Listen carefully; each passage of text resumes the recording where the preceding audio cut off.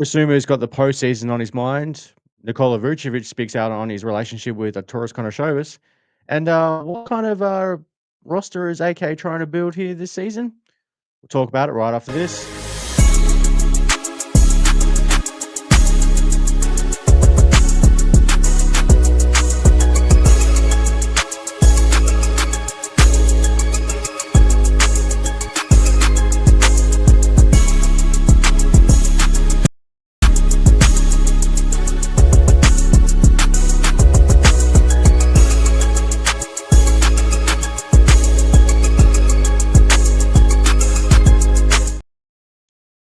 What's going on, Bulls Nation? Welcome back to another episode of Whole Lotta Bull. I'm Troy. You can follow me on Twitter at Bulls_Troy, but please follow the show at Whole Lotta Bull. All right, so I know a few other podcasters have spoken about a couple of these topics over the last few days, but hey, I haven't been around, so I'm going to have a quick chat about it now. So Ayo Dosunmu has he's got the postseason on his mind. Now he's launched, as many people would already know, he's got his own YouTube channel going now.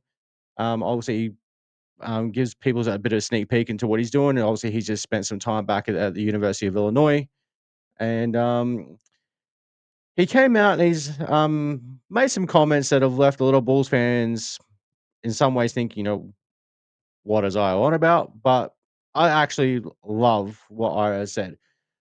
He said, We're going to make the playoffs this year. You've got to say it. You've got to believe what you said. If you don't believe what you said, you're not going to be successful. Believe it. Keep saying it.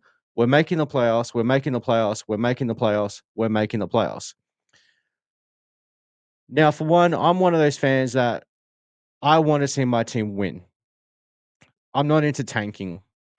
And quite frankly, I don't want to see any of my players on my team not giving 110% effort every game. If you're going to be one of those players, get the hell off my team and go to Washington if you want to be a tanker. So I really love this mindset from Arturas. Now, obviously, in the realistic side of things, are we a playoff contender at this point? Maybe, maybe not. And a lot of this depends on what's happening in the Eastern Conference right now. Obviously, we've seen Tyrese Halliburton go down in the finals with that torn Achilles. Obviously, we saw Damian Lillard, even though he's no longer a member of the Milwaukee Bucks, but he tore his Achilles in the playoffs as well. And shout out to Dame going back to Portland as well. Jason Tatum, he went down in the playoffs with a torn Achilles himself. So it looks like the torn Achilles is the trend with our superstar players this year. So, and obviously as well with going back to Indiana, Miles Turner has moved on to the Milwaukee Bucks. So the Eastern Conference this upcoming season, it could be potentially wide open. Now, obviously expecting, um, I was personally expecting Philadelphia to make a rise back up the standings this year, especially if they can actually keep themselves relatively healthy. Tyrese Maxey is going to come back healthier. You got Jared McCain coming back as well. We'll see what happens with Joel Embiid. Paul George constantly injured.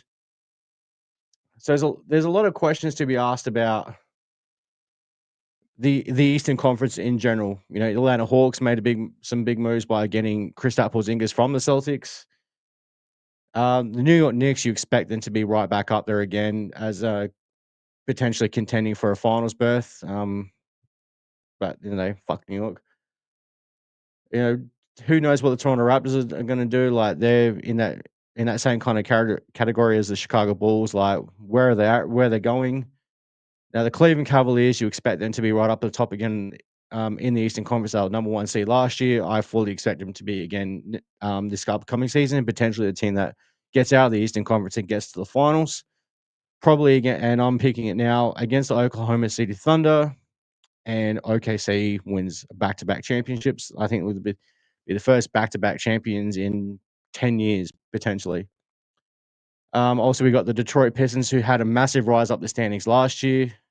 Um, And from a basketball fan standpoint, it's great to see the Detroit Pistons finally getting up and going again. But as a Bulls fan, fucking hate it. Now, obviously, as mentioned before, big questions about the Indiana Pacers. Where are they going? No Halliburton for the year. Miles Turner's gone. So are you really going to expect Pascal Siakam to lead him back to playoff contention, being some sort of threat in the Eastern Conference next season? Who knows? Um, what's going on in Milwaukee with Giannis? Like, does he want to stay? Can this new front court with Miles Turner potentially help him? So there's a lot of questions up there with Milwaukee as well. Charlotte Hornets are the Charlotte Hornets. Miami Heat, who knows what's going on? But always well coached by Eric Spoelstra, so you can never count out Miami Heat. Orlando Magic are like another team up there that's should definitely be contending for the Eastern Conference Finals, and then also the Washington Wizards, who are just always a train wreck, always rebuilding. You don't want to be in the spot of the Washington Wizards. So overall, the Eastern Conference is wide open for Chicago to potentially make the playoffs. Now I haven't gone through the season schedule to kind of break down game by game where how many wins and losses do I think they're going to get. I can say off the top of my head, I'm hoping for at least a 500 season, 41-41. You can see the Bulls potentially scraping a few more wins. 43-45. But hey, if things go completely utterly south and we get injuries to, Marcus Bazelas, Kobe White, and Josh Giddey, you can see them fall right back down the standings. So, but yeah, all things considered, we're healthy. If everything, if you want to turn down that 2K slider down to 0 and there's no injuries, you can definitely see a potential in this season and conference next season where the Chicago Bulls can absolutely make the playoffs next season. But they could quite easily just not even make the play in. So who knows what we see there. But getting back to Io on that point, like I absolutely love the fact that his complete utter mindset is on making the playoffs. And that's what I want from every single player on this team, and obviously from Billy Donovan, the entire coaching staff. Now, Ayo Dosunmu is a competitor. Marcus Bazelis is a competitor. Like all these guys on these teams want to make the playoffs. Like obviously every single player wants them. And like I said at the start of at this topic, if you're not interested in making the playoffs, then get off my team, go somewhere else. So it'll be very interesting to see how the season goes for Chicago. And I've got full faith in Ayo Dosunmu and what his mindset is that the Bulls can absolutely do something this upcoming season. Now, moving on to the next one. Nikola Vucevic has come out and spoken about his relationship with Arturas Karnisovas amid all the trade and buyout speculation. Now, he's obviously over in Europe at the moment with EuroBasket representing Montenegro. He's the only Chicago Bull over at EuroBasket. Now, seriously, if you're not watching EuroBasket, you're missing out on some great basketball. Like, this is outstanding basketball. Not long like now, obviously, me and my time zone, I don't get to watch any of these games live for the most part because it's overnight for me here in Australia. But I caught up on the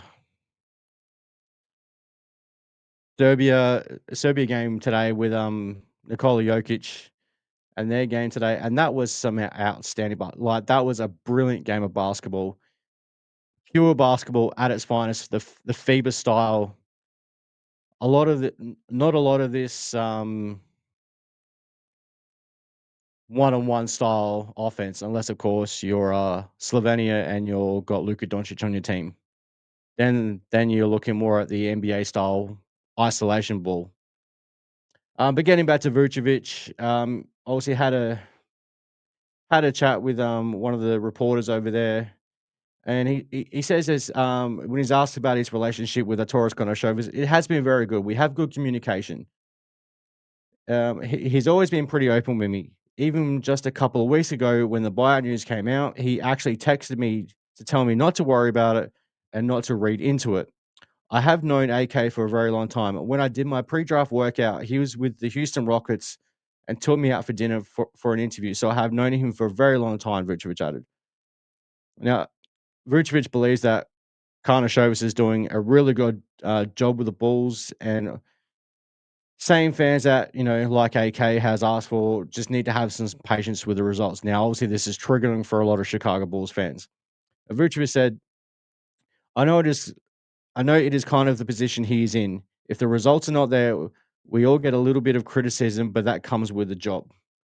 When he first got here, I thought he made some very good moves, signing Lonzo, Caruso, Vucevic, and DeMar. I thought it was a very good team. It just did not work out. Now, kind of weird how he refers to himself in the third person in saying that, but hey, is what it is. After that, sometimes it is hard to figure out what to do next. We had a lot of injuries and other challenges, but overall, I think he has done a good job," Vucevic stated. Now they have decided to go with slightly younger players, and they did a good job in the draft as well. I think it is understandable that fans want results right away, but sometimes you need to be patient. Overall, I think he has done some pretty good things. And then talking about his future, Vucevic confirmed that he'll be happy to stay in Chicago with the Bulls and help build a winning culture. Yes, of course. I mean, it has been good for me there. Vucevic real. We will see. I have one more year left with him, so we'll see what happens if I stay or if something changes. But yeah, obviously, I would love to win in Chicago. Now, as we know with all sports teams in Chicago, if you win there, Chicago's gonna love you. Um, but it's very interesting to see that after everything, especially coming out of the trade deadline last season, it seemed like Vucevic was not happy with the fact that he was still in Chicago. He just seemed completely mentally checked out of this team, and in some ways you couldn't blame him. Like, he was obviously fully expecting to be dealt, but obviously that did not happen. Now, what happens with Vucevic in the future? Does he get traded at the deadline? No, like Hayes from Chicago Bulls Central has suggested, does he end up with a contract extension after the deadline when they can't trade him? And does a potential Lonzo Ball deal kind of happen where he signs that 2-year $20 million, like referring to Lonzo obviously, and then he gets traded in the offseason? Could the same thing happen with Nikola Vucevic? Remains to be seen, but who absolutely knows what's going to happen in Chicago. Now, obviously, it is good that Vucevic does want to it is good to see in a way that Vucevic does want to stay in Chicago. He obviously values his relationship with AK as much as kind of a surprise, considering that it looked like he wanted out after the dead or he wanted out at the deadline. But Vucevic himself needs to play a part in helping the Bulls get to where they ultimately want to be. Now, and that invests him. Now he is a good one-on-one post defender. He's not a very good team defender, and we see how much on that drop coverage he's constantly dropping back way too far. Now, Billy Donovan says that's not part of his game plan, yet Vucevic keeps doing it. Having watched Montenegro's first game, Vucevic is doing the exact same thing there. Now, speaking of Vucevic with Montenegro, the he had a really good first game against I've completely blank who they played against, but Vucevic had put up some really good numbers in that game. I believe he had like 25 and 10 or something like that. And then obviously the last game against Lithuania, where he's gone up against Jonas Valanciunas.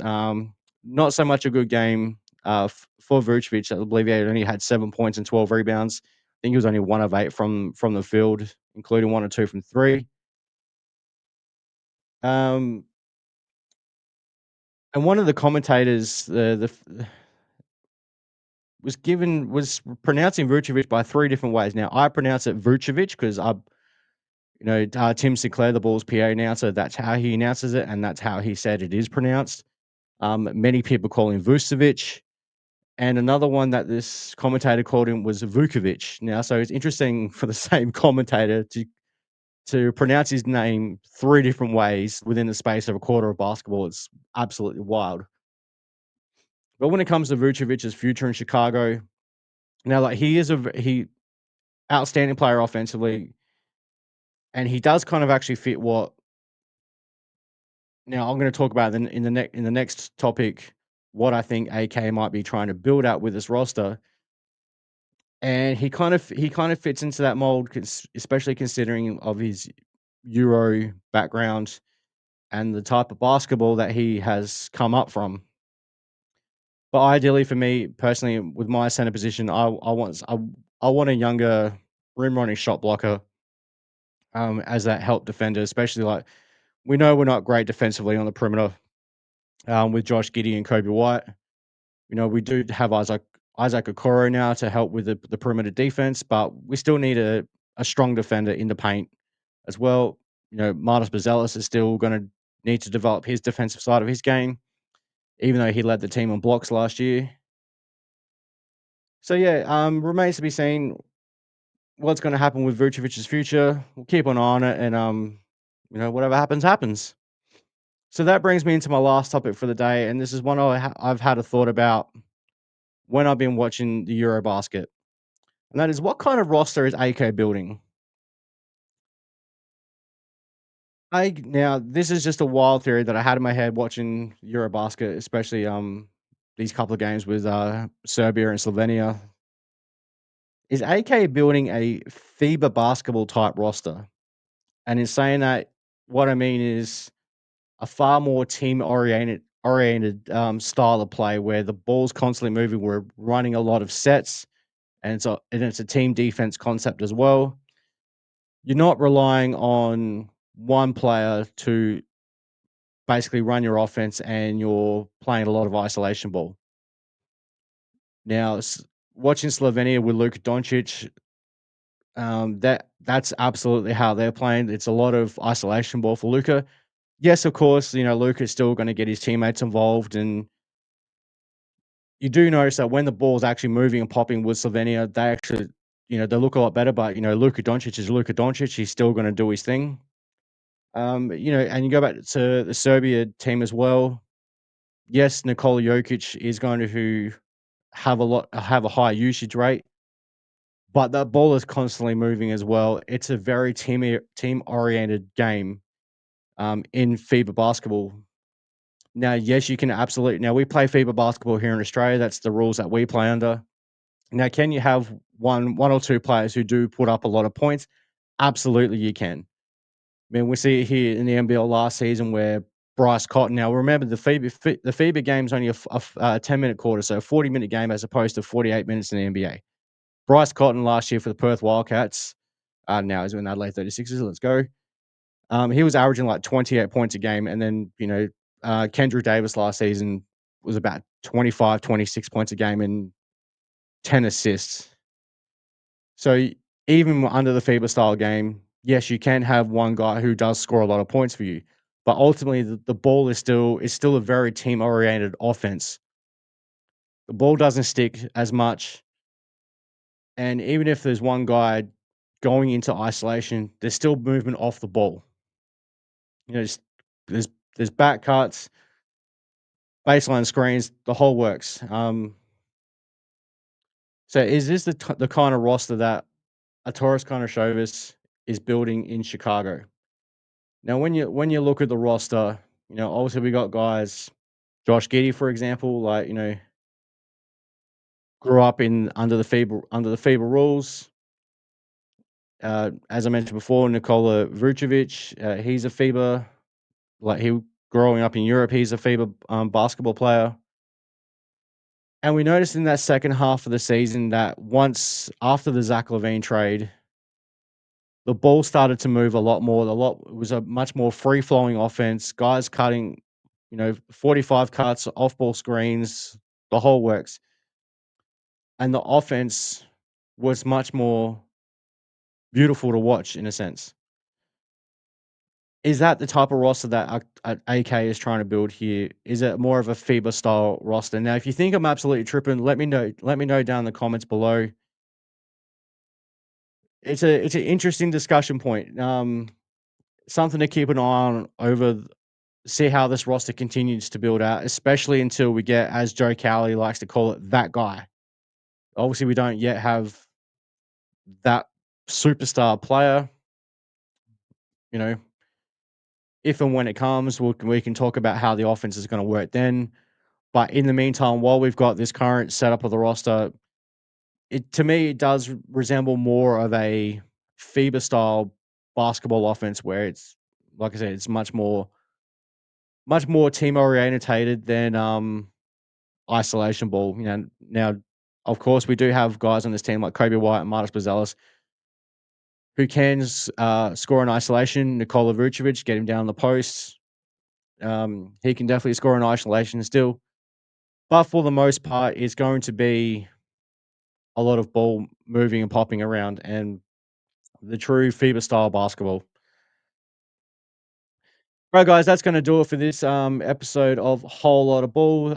So yeah, leave some comments down below if you guys think I'm tripping on the concept of a FIBA style roster build, and we can have a chat about it. You can also join us in the Whole Lot of Bull Discord. I'll leave a link for an invite link for you down below in the comments as well. So come chop it up with us in there. Got a lot of great people in Discord, so come and join us. And yeah, you guys can follow me on Twitter at Whole Lotta Bull. You can follow me personally at balls_Troy. Hit that like button, subscribe, all that good stuff. It helps us out. So until next time, Bulls Nation, SeeRed, go Bulls.